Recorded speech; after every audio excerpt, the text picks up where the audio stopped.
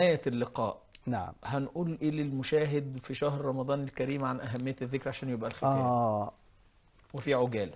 إذا كان الذكر واجبا على الإنسان ومقصد من أهم مقاصد العبادة والطاعة، فهو في رمضان له وضع خاص. ليه؟ لأن رمضان هو شهر القرآن، والشهر الذي أنزل فيه القرآن، والقرآن هو أساس الذكر، ولقد يسرنا القرآن للذكر، والله سبحانه وتعالى وصف القرآن بأنه ذكر.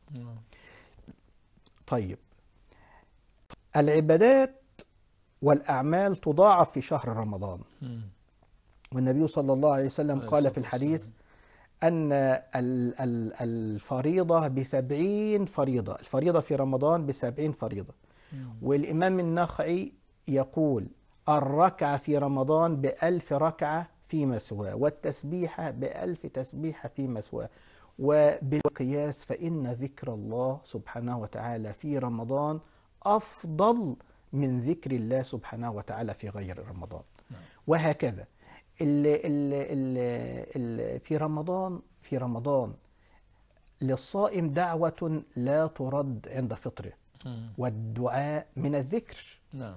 فحينما يستحضر الصائم كل هذه المعاني، وأنه في شهر القرآن، وأنه في شهر الصيام، ومن صام لله يوما باعد الله بينه وبين النار 70 خريفا، وفي الجنة باب يقال له الريان لا يدخل منه إلا الصائمون، وكل عمل ابن آدم له إلا الصوم فإنه لي، أي لله سبحانه وتعالى، وأنا أجزي به. حينما يستحضر الصائم يا أستاذنا كل هذه المعاني يجد نفسه مقبلا على الذكر أكثر وأكثر، وعلى طاعة الله، وعلى قراءة القرآن أكثر وأكثر. دكتور أحمد معوض من علماء الأزهر الشريف، بشكرك جدا على وجودك، شرفتني ونورتني، وكل سنة وأنت طيب ورمضان كريم.